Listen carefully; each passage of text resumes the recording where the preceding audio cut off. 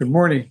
So I'm very excited about today's shiur because today I'm going to talk about something I think it's specific. When we read the three books, Mishley, Koehler, and Iyov, I think like at the back of our mind, something bothers us. We can't always put our finger on it, but there is something very different with these three books than with any other book of Tanakh.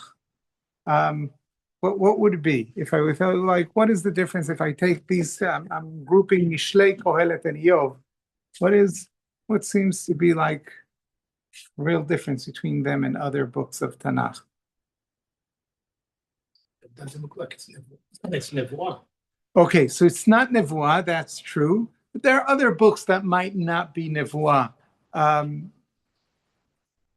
So that is a difference. That difference these three books might share with other books like Esther or Ruth or Divrei Yamim. Yes, but these three books are Like Moses. they are Musa Sfarim. That's true, but you could see the other other books might be like Kohelet to see as a Musar book is it's not exactly Musar, but it's but what would you okay, so Maybe they're very enigmatic. they're very enigmatic, that is true. And they're enigmatic because I think the first thing that strikes us, there is no context. All the other books are written within a context. These don't have it. There is no context. It's just out of the blue, you have this book. And what do I mean by a context? It's not placed in history. All the other books are either tell us about stories that are part of history, or they tell us something about Am Yisrael, who we know Am Yisrael, we know the people of it. There is nothing national about this book, and there is nothing historic about these three books, right? It's just stories. Sorry? Two of them aren't stories. Who? Two of them are not stories. Right. Two of them are not even stories. Right. But even though they're not stories, I might have thought that, okay, but whatever you say, you could root it in some national discussion or historic discussion. It's not even there. Well, So it's written by Shlomo. Shlomo starts that way, right?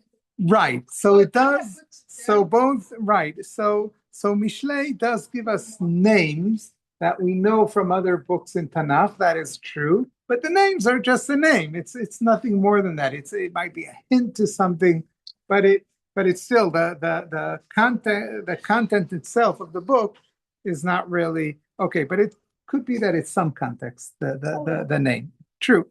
Okay. So now my question is this, and this is really the heart of what I want to discuss today. Kohelet speaks in a few places about reward and punishment in its own unique way, but by definition, it will be very different to reward and punishment in any other book of Tanakh, which are discussed. Not any, in Iyov, it might be the same, but it would be different. Why? Because the reward and punishment that we meet in other places in Tanakh, throughout all the Nevi'im that we read, and in the Torah, of course, we're talking about national reward and punishment. And the context of that reward and punishment is within history. But here we have a book that has no history, and that nationality plays no role in the book. Exactly. So when it's talking about reward and punishment, what is that reward and punishment? Is it Am Yisrael coming back to its land and building its country, like reward is, and like reward is in the Torah? It's not the type of reward we're talking about. In punishment, so we'll be banished from our land, and it's not that type of reward and punishment. So it's a different reward and punishment. And now the question is, so what is the reward and punishment that we're talking about in Mishlei? So obviously, it's a more personal reward and punishment. It's talking about the person himself.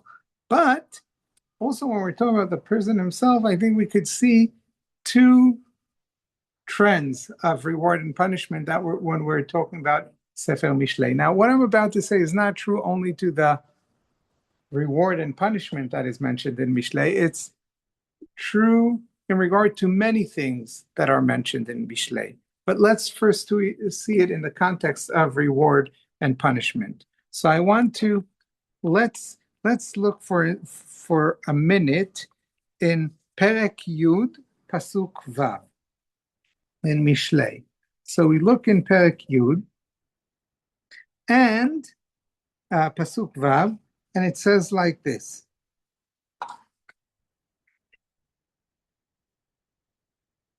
Brachot lerosh tzadik ufi reshaim yichaseh chamas. So the righteous will have blessings to his head, and the mouth of the wicked will be covered with chamas is a bad thing.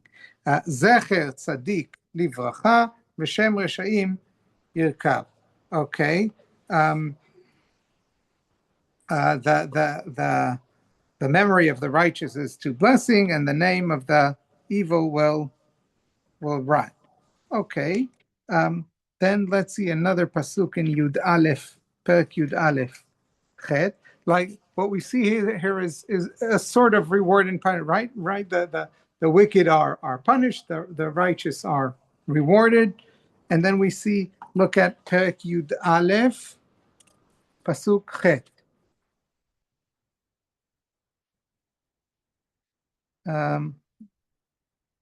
Tzadik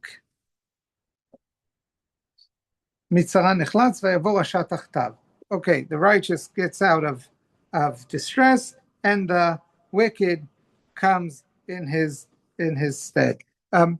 Okay, here it's not too clear where does the reward come from and the punishment. What exactly? There's just they're righteous, they're evil, and the righteous are rewarded, and the evil are not. But what exactly? How exactly does that work? Why? What's the mechanism? We want to see if he does get into trouble, he'll get out of it. Yes. That will get it. Yes. And the other, but where does it want? Why is it so? Like who makes it happen? Hashem is not mentioned here, right? Not yet. But then look in Kaf, Pasuk Kaf Daled.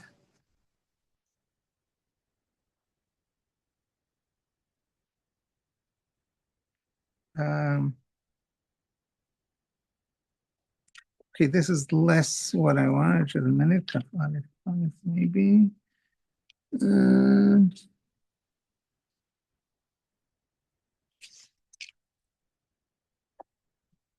Okay, before we go there, sorry. Let's look at Perek Tetvav, Pasuk Aleph, the beginning of Perek Tetvav.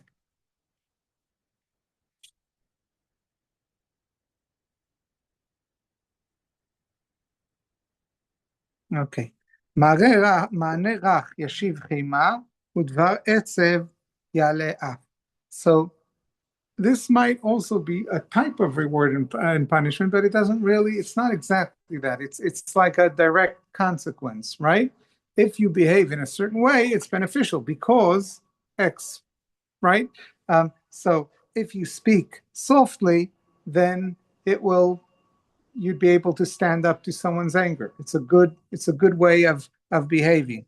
And dvar etzev ya'ale af, and when you it means more or less the same thing. It's not atzvut as we talk and af as we speak it, but and then lashon chachamim teitiv dat ufiksilim yabi ivelet.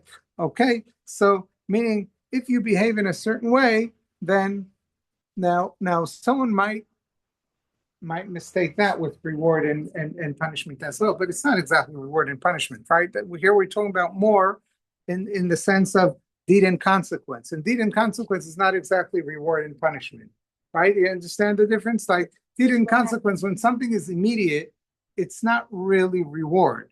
It's beneficial to behave this way because right. It's natural. That's the way things are.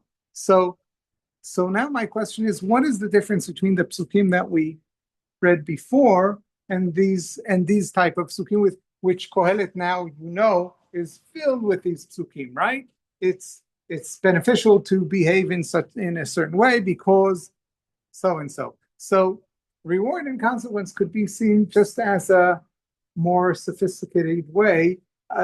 It's a sophisticated level of deed and consequence, meaning there are deed and consequence that are immediate, and then there are deed and consequence which are less immediate. For example, the very famous marshmallow, how to say nisayon marshmallow, the marshmallow experiment, right? What is the marshmallow experiment? Children were brought in, right? This was, I think, was it in the 50s or the 60s? I don't know when. They were brought into a room and they were told, here's a marshmallow, and you could have the marshmallow, but if you don't have it now, then in half an hour you'll get two marshmallows. And then the person conducting the experiment leaves the room and leaves them there for 10 minutes. And then there were children that didn't help it, and within those 10 minutes ate the marshmallow. They got one marshmallow. And some children that waited, and they waited, and they got two marshmallows at the end. And lo and behold, these children's lives were followed, and those who ate the marshmallow immediately didn't achieve too much in life, and those who waited achieved much more in life. It was, I mean, I don't think it was 1-to-1, but it was scientifically proved that there was a difference between the two groups. So here we have punishment and reward, so to speak, right? People who have good midot are rewarded. But here we're not talking about reward of Hashem, right? We're talking about it's just the way the world is. It's again, it's deed and consequence. And if you have certain traits, then you behave in a certain way, and then it's beneficial because at the end of the day, it's okay. Now, in Sefer Iyov, and I'm sure that we saw it as we went along, most of the mishpatim we could read in today in modern language, we call it secular, right? We don't have to bring in Hashem. It makes sense perfectly, even without bringing Hashem into the picture. Even where Mishley does mention Hashem, we could take Hashem out and it would make sense, perfect sense as it is.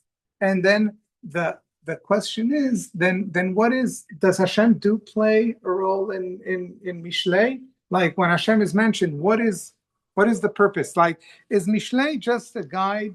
Like, you go to a book today, you have a self-help guide, right? What is it called, right?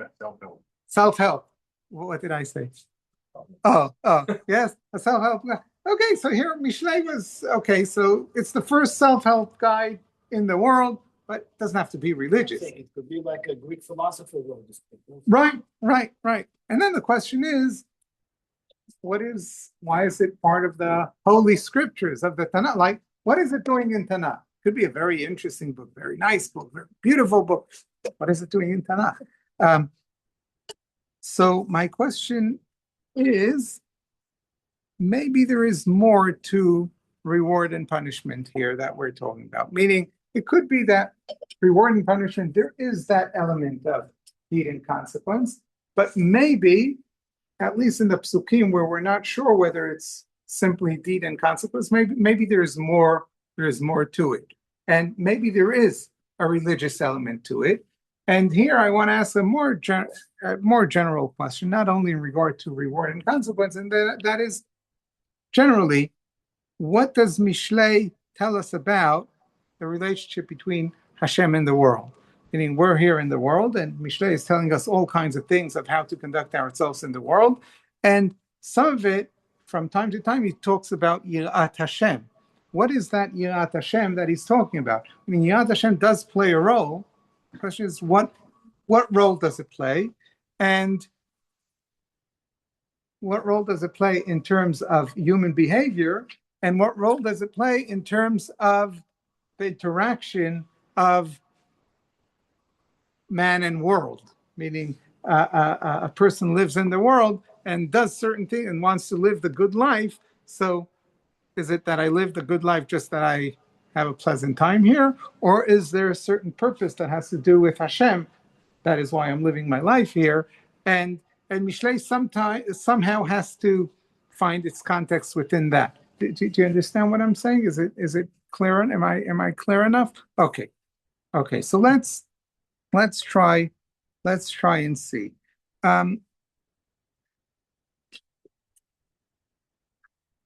So to the general question that I opened with, that many sentences in Kohelet seem to be just like simple, general, secular wisdom, and then here and there we have mishpatim on Yirat Hashem, on Hashem doing judging, etc. So there are, so let's say modern Chokei Tanakh wanting to say, what we have here is something very simple. We have here a book that was written by a really wise person that belongs to a certain genre that was in the Near East of wisdom, and that had to do nothing with nationalism, with religion, because really wise people, they know that those things mean nothing, and they're just up to wisdom, and that is what they were. And then, after a while, came another person who wasn't as wise as the original one, and read it and said, "Oh, these things are definitely important, make a lot of sense. Let's bring it into the religious corpus." Okay, so we have to change it a bit and make it more religious. So we'll write here and there Yirat Hashem, and we'll write things of that. Okay, and there's this whole theory that is what we have here. And they bring certain proofs. We won't get into it. Okay. We definitely don't want to read Mishley that way. I think if we read it that way, it's not only again, but I think it's more than that. It's less wise and less interesting and less wise, because then it's very simple. The Mishley portrays a certain picture about basically a self-help book. It's not there's nothing more to it. But if we understand that no, these things are definitely part of the same system, then we'll have to work a way of reading the book that will make sense and how to bring these two things together. And I think if I'll try to convince you how to read the things through two things together, then you'll see that not only because we have emunah that Sefer Mishlei is part of the Tanakh and it's written in Ruach HaKodesh, and that is not only because of that, but because it will just make much more sense and be much more beautiful if we'll read it in the way that I want to propose. So the way that I'm proposing, it's not my hamza'ah. They're the same way that there are Bible criticism people that suggest what I said before. There are other scholars that also read it the way I want to read it. But I just want to. What I want to do is try and show that it really, it's a nice way that makes a lot of sense. So let's first see the tension between where we see a more sort of secular notion in Mishlei and where we see a more religious notion, and then we'll try to see how they. And then we'll suggest how they go together. So let's look now. Let's see pasuk perek kaf pasuk kaf daled.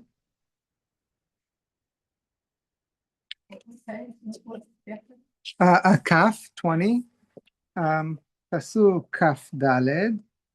Okay, so here Mishlei tells us me'Hashem mitzadei gaver ve'adam ma yavin darko. Okay, the path of man is from Hashem, and Adam doesn't really, how could he even understand his way? So meaning man doesn't really understand his way, it's all from Hashem. It seems to go against what Mishlei wanted to tell us all before, right? That wisdom is so important, etc., etc. We'll see that in a moment.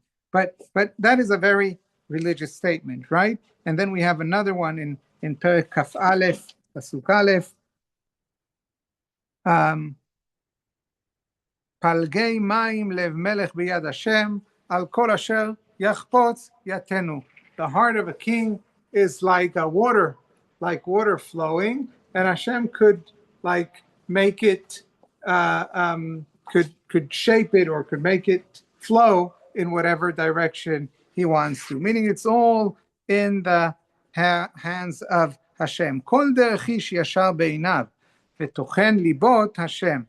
A person might think that anything that he does is correct because he's doing it. It must be correct. But tochen libot, the one who sees in the heart, is only Hashem. Meaning, even the human being himself doesn't know what really is in his heart. It's only Hashem who knows. Okay. Then, truth is even at the very beginning. Let's look in Gimel, Gimel, Pasuk. Less so. Maybe.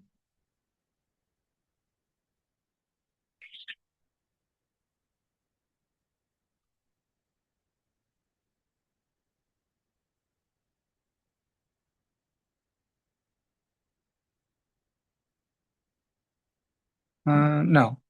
Okay. Then we have the more secular, quote unquote, secular psukim like Tetvav Aleph. Look in Perek Tetvav, Pasuk Aleph.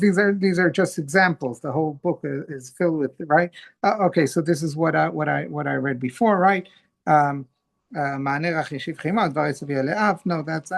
Kafvav Kafzayin. Let's look at Kafvav Kafzayin. That's a more Perek Kafvav, Pasuk Kafzayin.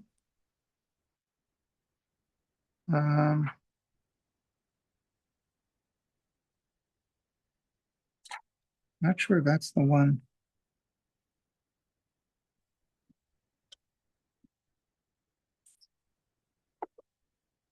Okay, but it's an example of what I said before. The wisdom, it's not good to eat a lot of honey. Okay, it's some health considerations. That's not the pasuk that I meant, but it's sort of an example. Yeah. What I see is that the whole Tanakh is basically trying to build a society which has certain attributes and will be all going in. A just society looking after the widows and how people should behave. Yes. And be all going in. If you want to be a nation that's all going in, the individuals have to behave in a certain manner. And that's what Mishley is coming for. Okay, but that is your theory. Okay, no, that's. And this is why should it be part of Tanakh? Why is it part of the Holy Book? Because the behavior of the individuals is key to the behavior of the society and how the society is perceived. And therefore, it has to be part of the way we behave, and therefore it should be part of our instruction manual, as it were. I hear what you're saying. I think it is important, and to a degree I agree with it. But then I would ask myself, where does Hashem come in the life of the individual? Like, my question would be, what you're saying is Mishley is more secular because it's talking to the individual, meaning Hashem, the religion is more in the national sphere, and the individual lives his life. I'm saying it different. To be a holy nation and to be part of God's plan, you have to also behave on a secular level. Yes. Okay. I understand that. One might say that, and there is logic to it, but I think Mishley is saying something more sophisticated than that. That's my understanding. But maybe someone could have said that as well. Yes.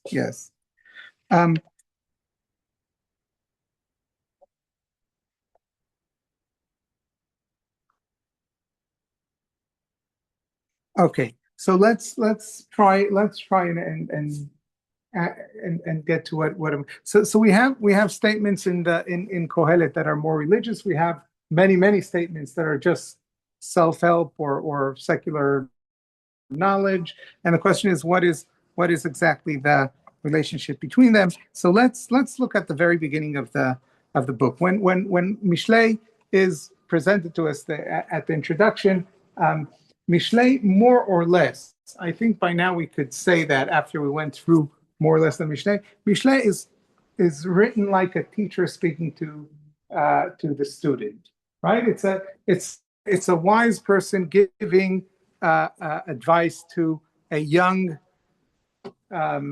boy or a girl. It could be as well, but it's beneath. Yes. How to live life, how to approach life, how to go to life, what to be careful of, what not to be careful of, and the key element at the very beginning of the book is what is the guide to the good life? How will you know in which pits not to fall and what to pursue? Chokhmah, wisdom. And here we have two types of wisdom, right? We have, let's first see that I'm not making this up. So already at the beginning, לדעת חוכמה ומוסר, להבין אמרי בינה, לקחת מוסר השכל, צדק ומשפט מישרים, לתת לפתאים עורמה, לנער דעת ומזימה. This is what I want to give פתאים עורמה.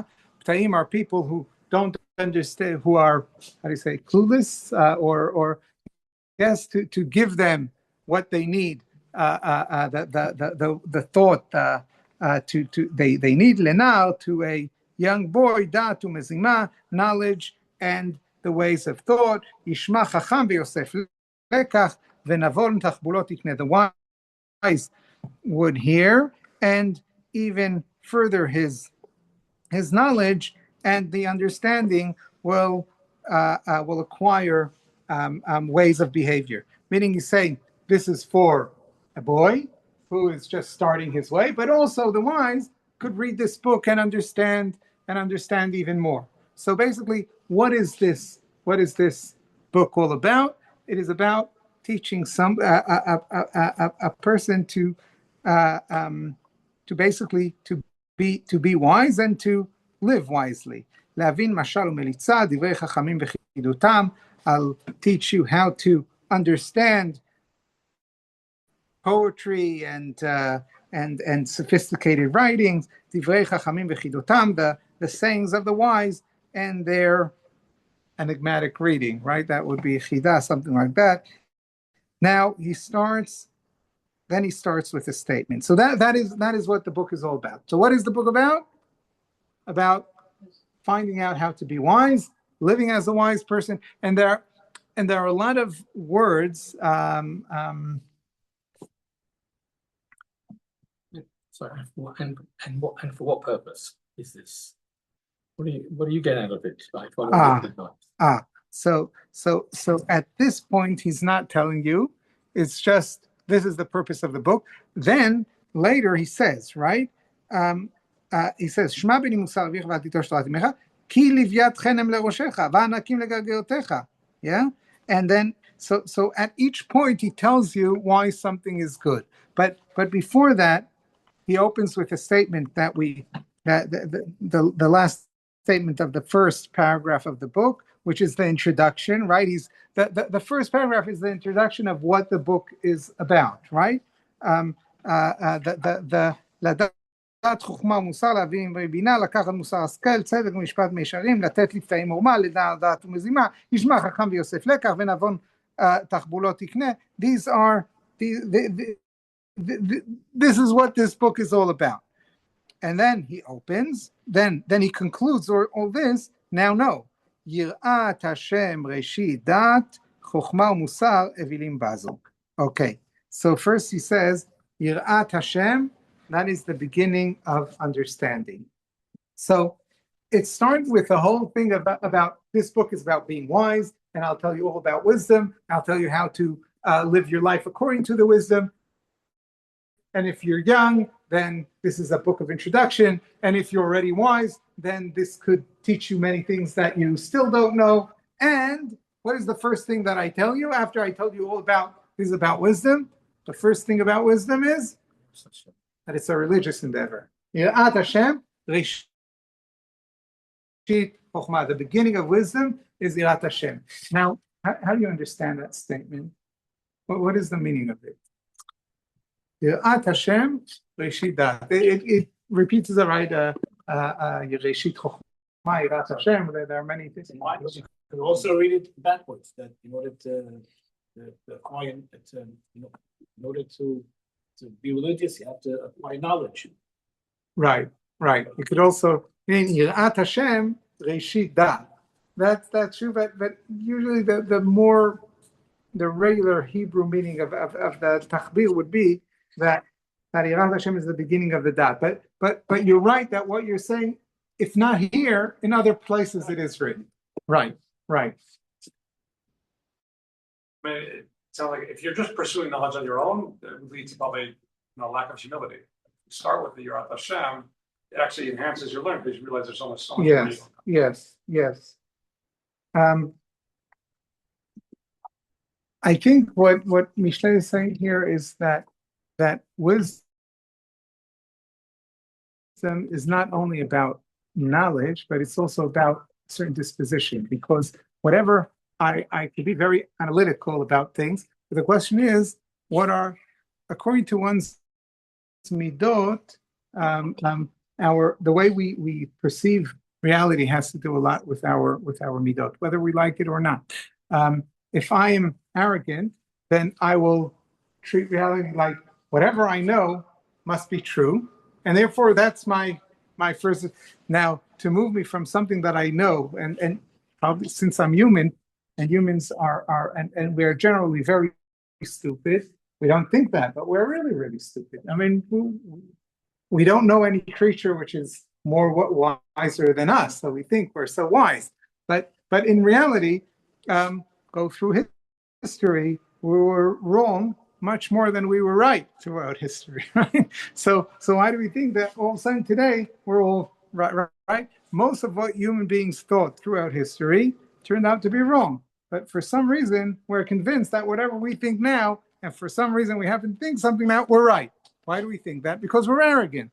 But if we're arrogant, it will just it's an obstacle in the path of wisdom. Like we're trying to think what we need to know. So if I'm really so smart, then it will take a lot of work to change my mind. So I'll be a slow learner, right? But if I'm humble and I know that, okay, what I know, but what I don't know, there's a lot I don't know, then I'm more open to learning and I might get there. Yirat Hashem, if I have the fear of God, meaning I understand that reality doesn't surround me, but Hashem it's all about Hashem, then really that is I'm more open to understanding, and that's why he then could open with Shema b'ni musar avicha ve'al titosh torat imecha, because what is the first thing when someone finds out that there's such a thing about like wisdom, and there is the first thing he does, he tosses out of the window musar avicha and torat imecha. Like my parents, what do they know? Now I discover the world and I know everything, and now I'll go out there and find out and forget about what they told me, those old fools, right? So Shlomo first starts, no. Be humble. If you start with Yirat Hashem, then first of all you're humble, right? There's the famous writing of Mark Twain. He said when he left for university at the age of, I don't know what, I think those days it was 16, right? 17, I thought my parents knew nothing. Sorry? At 17, I thought my father knew nothing. Yes. That's how much he learned. Yes, and when I came back after 3 years, I was astonished by how much he learned in such a short time, right? So that is a very wise way of saying, when we start our quest for knowledge, we think our parents are not the best source. Now, it could be for various reasons. It could be that really because wisdom that comes from parents, or let's say folk wisdom, is not always analytical wisdom. It's not always it's not always formulated in a way that always knowledge. It's not always let's put it. It's not always knowledge, but it's also, even when it's knowledge, there are different types of knowledge. Like there is knowledge, I deduce this from that and that from this, but then there is what we call chokhmat chaim, life experience. Now, a person who doesn't have, not everyone is a philosopher. So it could be that I don't know to articulate my life experience into sentences that a person that listens to them would say, wow, this is really a clever person. I'm not that clever person, but I have experience. Now, if you once you will live your life, you'll go through your 90 years, then you'll find out the hard way that I was right all along. Now, you didn't listen to me because I wasn't able to articulate it to you in such a way, but I was right. So Shlomo HaMelech says, listen to the wisdom of your parents, also, even if they're not able to articulate themselves so well. You think that your teacher in university, you heard these new words and terms and ways of thinking, and your parents know nothing about it. So what do they know? No. They know a lot, because first of all, they know from what they know, and they know from their parents. Meaning there is such a thing as tradition. Tradition knows, not because tradition also doesn't always articulate itself in the best ways in the world, but there is something very deep to it that you should keep. And then it moves on and goes on. Now, I think this is the first duality that Mishley already puts on the table when he first opens it. He says, listen here, I'm going to teach you about wisdom, but don't run ahead and say, wisdom, I know what wisdom is. Wisdom is philosophy. And now I'll go and I'll read David Hume, and now I'll say, nothing really exists. Nothing makes sense. There is no morality. There is nothing, because that's what David Hume said. No. There's David Hume. That's wonderful. I'll teach you how to read David Hume. But before you run and do that, then Shema b'ni Musa avicha v'al titosh Torat imecha. Don't run ahead and leave behind something the more important. Don't pour the baby out with the bathwater. And I think that duality, we don't have time to go through the whole book and see how it plays back and forth.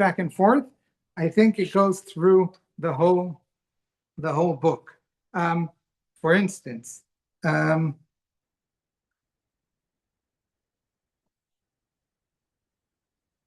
a minute. Yeah, let's see. Perek Kaf Aleph. No, that's not the one that no, this is where I'm Perek Yud Gimel.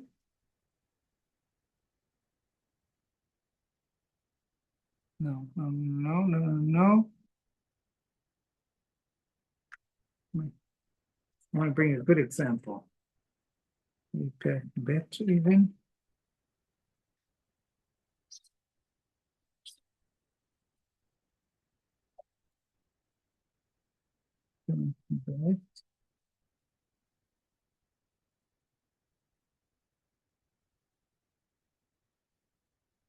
Yes.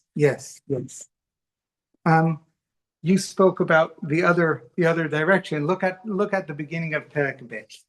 In Perek Bet, we find that. So here we said, Yirat Hashem. Don't. You're looking at wisdom. Don't forget Musar Avicha and Torat Imecha. Don't forget that Yirat Hashem, Reishit Chochma Yirat Hashem. Don't forget that. At the beginning of Perek Bet, he speaks about the other direction as well, and the connection in that direction, which is also very, very important. Meaning, Yirat Hashem without wisdom doesn't really work that well. And look here what he's saying. B'ni, im tikach amarai u'mitzvotai titzpon itach להקשיב לחוכמה אוזניך תתחה לבך לתבונה כי אם לבינה תקרא לתבונה תיתן קולך אם תבקשנה ככסף וכמטמונים תחפשנה. Meaning, take what I'm telling you very seriously. Mitzvotai titzvon itach. It's the teacher speaking to the student. It's not talking about mitzvot of Hashem. Yes. Follow my instructions. What are them? Le'akshiv lachochma. Listen to wisdom. Oznecha. Tatel libcha latvuna. Have your heart open to understanding. Kim labinatika. Call upon understanding. Latvuna titen kolecha. And speak in the ways of wisdom. Im tevakshena kakesef v'chamatmulim techapsena. Look for it, search for it, like silver and precious stones, not precious and treasures. Thank you. Az tavin yirat Hashem v'dat Elokim timsa. Then you will understand the fear of Hashem and the knowledge of Hashem you will find. Why? Ki Hashem iten chokhmah mipiv da'atu tvuna. Because wisdom and understanding and knowledge come from Hashem. So you will look for it, you will get back to Hashem. So before he tells us, listen here, you're going out to look for wisdom, don't leave behind tradition and musar avicha. Don't forget that it all starts with Yirat Hashem. Now he's telling us, when you will look, you want to achieve Yirat Hashem, you want to get to Yirat Hashem, wisdom is the path. So it works with both ways. It's a bit chicken and egg. Very good. But a chicken and egg is a chicken and egg, right? In reality, that's what we have, chicken and egg. What came first, the chicken or the egg? So there you go. Could you see an analogy by saying here, let's say the machloket regarding kashrut. When you have the like Ramban, and we say that it's all metaken dvarim ba'olot ha'elyonim and all that, and it's all spiritual. There's nothing to do with health. And then you have Abarbanel, who says no, the Torah also is giving. It's not supposed to be healthy, and Torah is giving you. So on the Abarbanel, people say the Torah has to give you guidelines how to eat it. But then you look at Rambam, and he tells you how much to sleep and how to eat and how to respect your wife. How to eat, calmly, and how to exercise before you eat. It's all, why do I need the Torah for that? I can go to any, but Rambam says, no, this is part of religion. Right. So I think, so I want to take what you said and conclude with it and bring it back to what I said. And that is, I think that to tear apart the let's call it the secular message of Mishley from the Yirat Hashem that he's talking about, and say, no, these are two separate things, and somehow they got together. I think it is missing the whole point of Sefer Mishlei, because the whole point of Sefer Mishlei is that wisdom and Yirat Hashem go hand in hand. What I'm seeking is Yirat Hashem, and Yirat Hashem I find through wisdom. And what I'm seeking is wisdom, and wisdom I must begin with Yirat Hashem in order to get to wisdom. Meaning these two things are very much connected. Yirat Hashem is both my motivation and my initial disposition in my quest, and it is also my final goal. And also wisdom is also what I'm searching for, but it is also the tools by which I search. So all of these are true, and they all go together. And I think a lot, and we don't have time to go through everything, but while we will continue to read Kohelet, I suggest that you pay attention to the jumping from one thing to another, and pay attention how Kohelet brings the two things together, and telling us that basically that secular wisdom is a religious endeavor, and that the way to reach Yirat Hashem is through our wisdom and understanding. Now, I don't think Mishlei would call it secular wisdom, because Mishlei didn't hear about the word secular. We invented it today, right? But so I think Mishlei is very much is operating in a world that doesn't have this differentiation. I think we shouldn't either. It's at the end of the day, as he's just telling us, Ki Hashem yiten chokhmah. There is no such thing as secular wisdom. Hashem yiten chokhmah. Wisdom comes from Hashem, and when we understand that, then it's all part of the same world. So yes.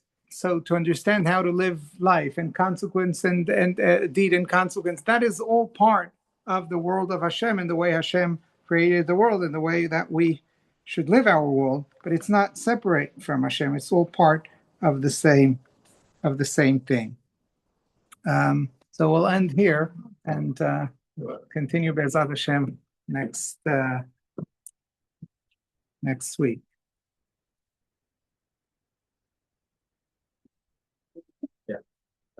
Next week.